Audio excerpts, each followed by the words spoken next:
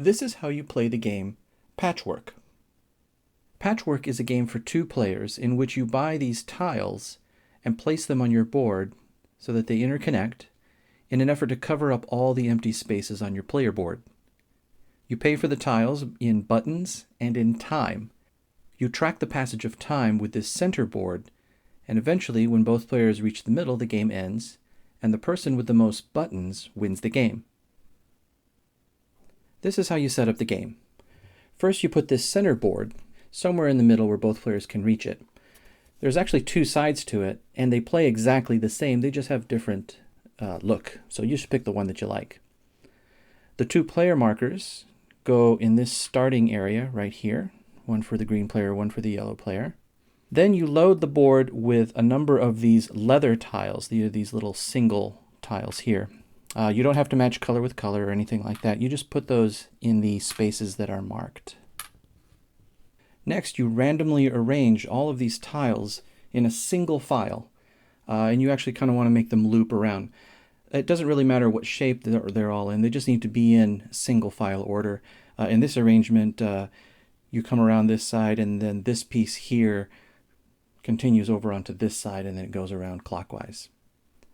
Next, you take this special tile and just have it somewhere nearby. This is for a special bonus scoring, which we will talk about in a bit. You've got the 2 player boards here, one for yellow, one for green. Identify this piece right here, which is a 2x1, and it could be anywhere. And just to the right of it, or just clockwise of it, you put this neutral token here, this marker right there. You have a bank or a pool of buttons here in the middle that's easy to reach. And each player starts with 5 buttons. Then you identify someone as the starting player and you're ready to go. The object of the game is to have the most buttons by the time both players reach the center of the time track. Your supply of buttons is going to be impacted by the number of empty spaces on your player board. So what you want to try to do is fill your player board as much as possible, cover all the empty spaces, using all these tiles that you see here. Now, you're going to obtain these tiles by paying their cost, and their cost is printed on the tile itself. There will be oftentimes a button cost. As you can see, this piece is 5 buttons, but also a cost in time. This one costs 4 time. Once you've purchased a piece, you immediately place it anywhere on your player board so that all the squares match up. You cannot overhang the board like that. You also cannot put a piece on top of another piece, like say, like that. So it needs to be flat to the board, but otherwise you can orient the pieces any way that you want.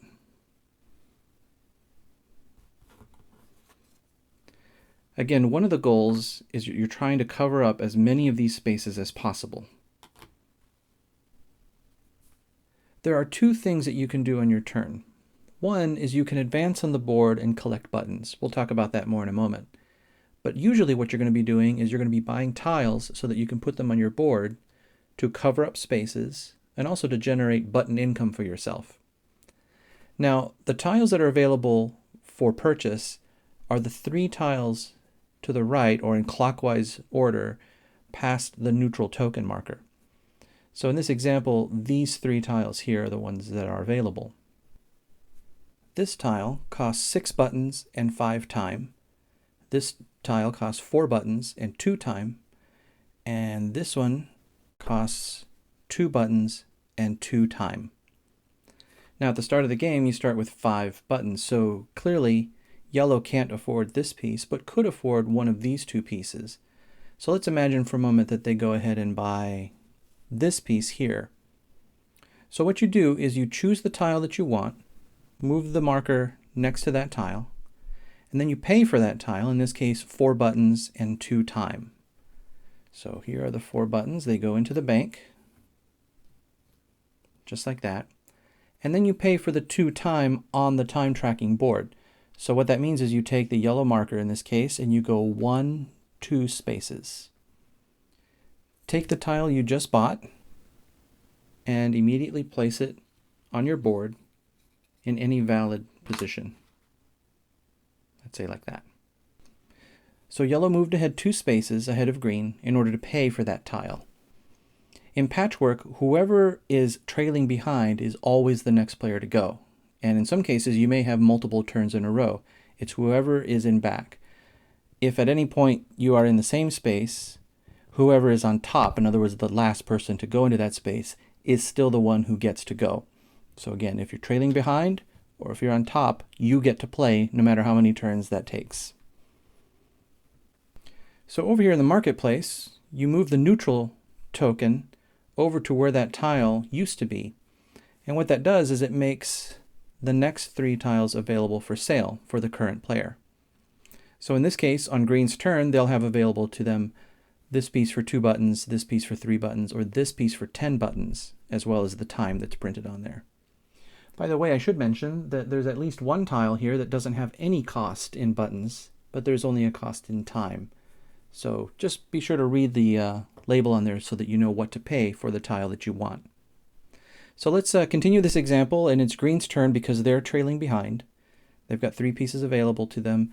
Let's say they're going to buy this piece here. So you move the token next to that piece. You pay for that piece, in this case 3 buttons and 2 time. 3 buttons.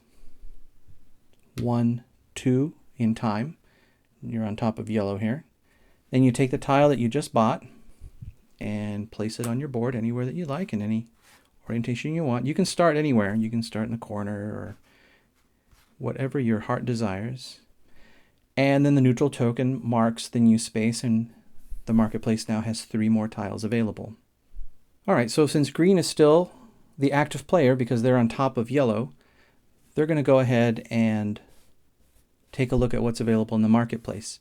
Now, as you remove tiles, it is possible to shrink the path of tiles, and there's nothing wrong with that. Just make sure to keep them in the same order. They still need to be single file, one right after the other. So right now, green has 2 buttons available to them, and we've got some expensive tiles here. This one costing 10 buttons and some time. This one costs 8 buttons and some time, and this one costs 2 buttons and 2 time. So you may be wondering, why are these tiles so expensive in buttons and time in the case of this one, and this one is so inexpensive? Well, there's a couple reasons. One is that these are larger tiles. They cover more area. And if you may recall, at the end of the game, every single square that you have that's not covered is going to be minus 2 buttons from your pool. So this helps cover a larger area. But there's another important thing that we're about to encounter here, which are these printed buttons that are on these tiles. Those are actually income generating buttons. Whenever any tile has a button that's printed on the tile and it's in your player board, every time you cross one of these buttons on the time track, you're going to receive income equal to the number of buttons on your board. They come right from the bank, go right to you. So as you can imagine, this tile here that costs 8 buttons and 6 time, it's expensive, but look at the area that it covers, and look, every time you skip over one of these buttons on the time track, you're going to pay yourself 3 buttons for having this tile. Now that's all well and good right now, but green is very poor in buttons, so they can't afford either of these 2. The only one they could afford right now is this one. So let's say we mark that one. They're going to pay 2 buttons and 2 time. 1, 2. And then they're going to take this piece and place it wherever they'd like to place it. Now the neutral marker marks the new spot, and we've got 3 new tiles available for sale. Now I'm going to just mention real quick a little strategic note, because as you get more and more used to playing the game, you're going to realize that there are things you can do. So let's pretend this is the situation right now. You have something that costs 2 buttons, doesn't generate any income for you. This gigantic one here that costs 8 and generates 3, and then this one that's sort of, it's not bad actually. It has 1 button income generation and it covers a wider area than this one. So let's imagine that you were the active player and you had to decide which one of these to buy, and you're able to look at your opponent's board and you may be able to realize a couple things. Let's pretend that they had enough buttons. Let's say they had 20 buttons sitting here. This is a marker that says 20 buttons. They've got 20 buttons and you've got a measly, let's say 5. So you know you can't afford this one. You'd like to buy it, but you can't afford it. You could buy this one, or you could buy this one. Take a look at your player's board, realize that they have enough buttons to buy this one, and they might be motivated. They might actually have a shape that would fit in perfectly. So one of the things you can do is deny them this tile, at least for right now. Instead of buying this one and only spending 2 buttons, you could buy this one instead, paying your 3 buttons, getting a little income for it, but in this case, more importantly perhaps, skipping over that tile that you know your opponent wants. Because, as we explained, the next 3 tiles are the ones that are available for purchase. So you start to get into a little strategic thing too, where you can actually not only get tiles that you want, but deny your opponent from buying tiles that you think that they want. Now, you don't have to go that deep if you don't want to. I mean, you can just buy the tiles that you like, but over time you start to get used to it and you might start making some of those choices. Okay, so to continue in our basic example, and I just put the tiles back. They weren't exactly the way they were, but let's just say it's yellow's turn right now. Actually, we know it's yellow's turn because they're the one trailing behind. Yellow has 1 button to spend and 3 tiles to choose from, one costing 3, 1 8, and 1 2. So clearly they can't afford to buy a tile.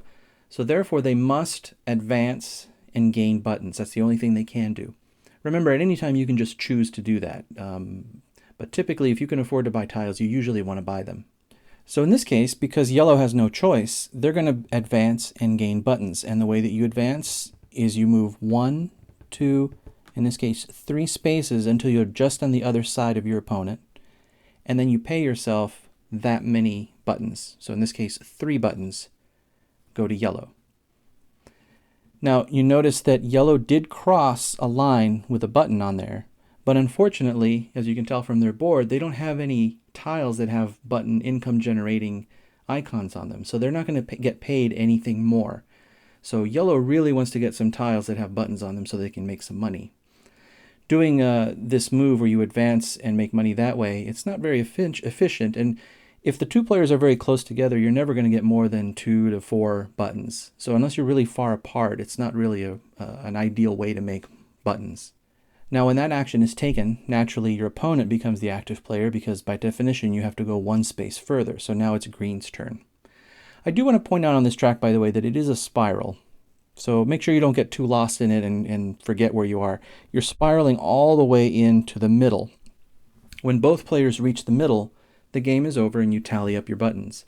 We'll go into that in a moment. Keep in mind that when you're going to the end, if you're paying for a tile that uses a lot of time, like say this one is 6, if you're near the end and you don't have enough spaces, just pay as much time as you have room for and then stop. You don't have to go beyond that. So now it's green's turn. Taking a look at their available funds and the tiles available, if they want to buy a tile, the only one they could buy is this one. It's the only one they can afford. So let's say they're going to do that. Place this tile wherever they'd like. Pay the cost in time. 1, 2. And again, that time we went 2 spaces because of the cost in time, not because of the advance and gain buttons move. But doing that, green did cross one of those button markers. So looking at their board, they look to see how many buttons they have. In this case, they have 1 button. So they gain the income of 1 button for crossing over that spot. I want to make clear that these button icons on the time track, they're not spaces. They're actually on the lines between spaces. So you're always crossing over them. Okay, so I advanced things just a little bit. It's yellow's turn because yellow is trailing behind. And they're going to buy this piece here for 3 buttons, which is exactly what they have, and 6 time. Before I do that, though, I'm going to move the marker over to here because this is where that piece was. Again, the layout that I have here, it can be different for you. In order to conserve space for the video, I just skip from here over to here, but we do continue in clockwise direction. All right, so we need to pay the time for this, which in this case it's 6. That's a 6 right side up there. So yellow's going to go 1, 2, 3, 4, 5, 6 to pay for that. Now they did cross over a button marker, so this time yellow is happy because they finally have some income generating tiles on their board. So they're going to get 3 buttons for the 3 pictured buttons on the tiles. Let's see, it's green's turn. Green has available a few choices here. 2 buttons, 2 buttons, 7 buttons. Wow, that's an expensive piece. They only have 4, so what are they going to go for? Well, neither of these are income generating, but let's say that he's going to buy this one. Pay 2 and 2, and they're going to use it to fill this space. Remember, you can turn the tiles over, you can turn them in any direction. Just remember, you can't overhang and you can't overlap existing tiles. So let's put that like that. And they need to pay 2 buttons. 2 time, 1, 2. Green is still trailing, so it is green's turn again. We have a 7 cost, a 2 cost, and a 5 cost. Well, the most they could buy is this 2 cost one, but let's say they're going to actually do the advance motion for advance and gain buttons for some reason. Let's say they didn't want to buy these. So green can go 1, 2, 3, 4, get paid 4 buttons. I'm going to grab this 5 piece here and make change for 1. And they also crossed over a button on the board, so they get paid 1 extra because of the 1 on their tile on their board. Okay, now I rearranged things a little bit here so that I can tell you a little bit about these leather pieces. Remember at the very beginning we put these little 1x1 squares on the spaces indicated on the board. Just like the buttons, those spaces, actually it's not truly a space, it's actually a graphic that's on the line. So it is something else that you're going to cross over.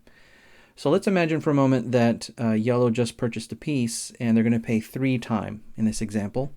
So yellow's going to go 1, 2, 3.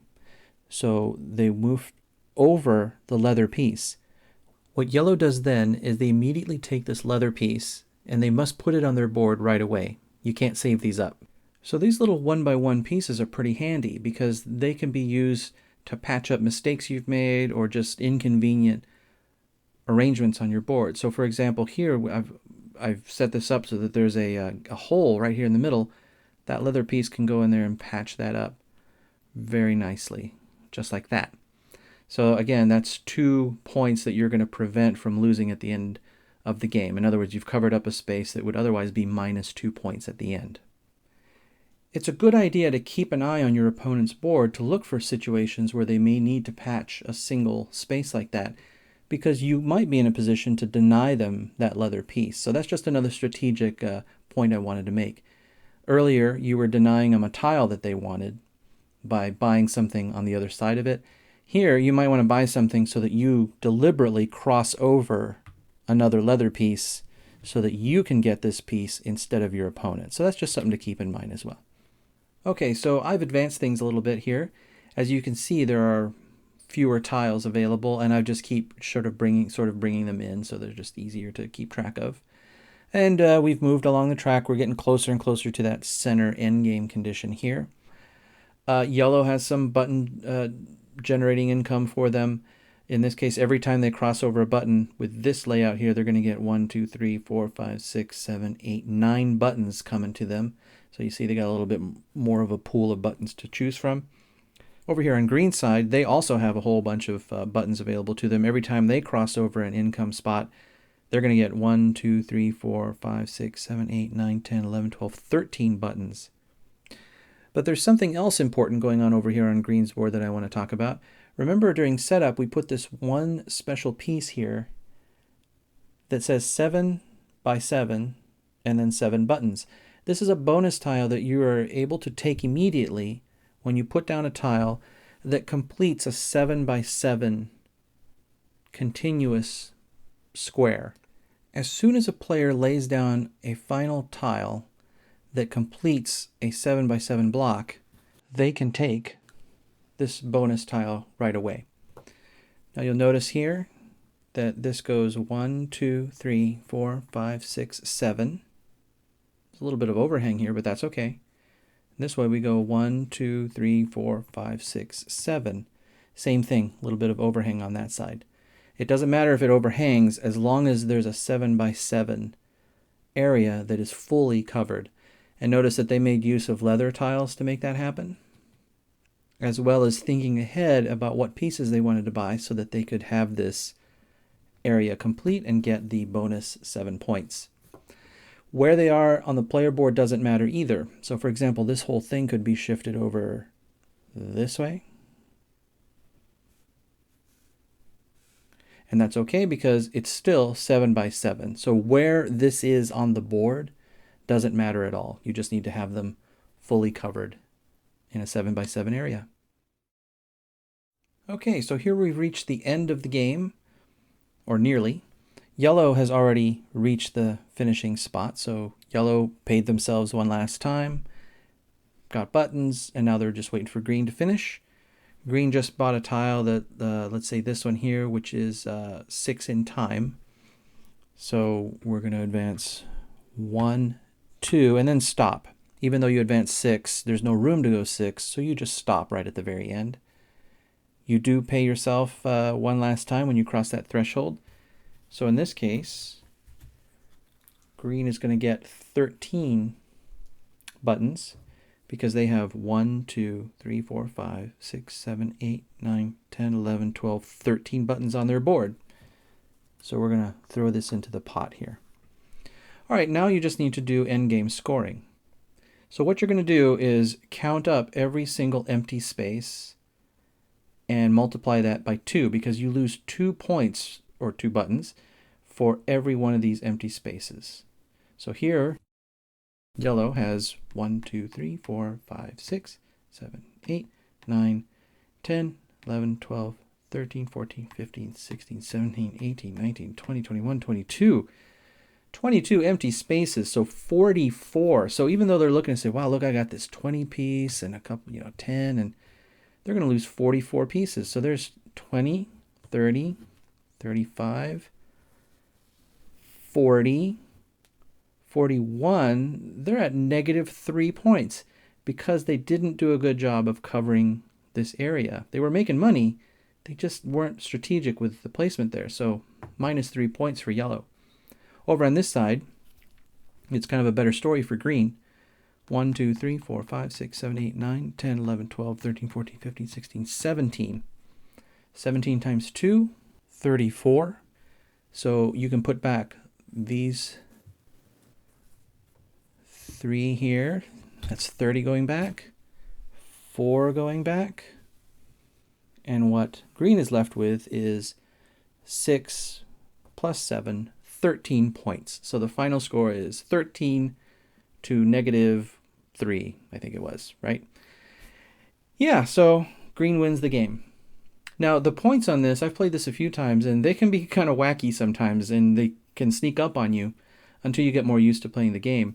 The first game that I played, actually, both players had negative scores. So don't be surprised if that happens to you as well. But over time, you'll get the hang of it, and hopefully you'll enjoy Patchwork as much as I have. Thanks for watching. Thank you for watching this tutorial. If you are a game designer or a game publisher and you have a game that is in any stage of production, and you would like a tutorial that's presented in this same style, please click on the link on the screen now or down in the description for more information about how I might be able to help make that video for you.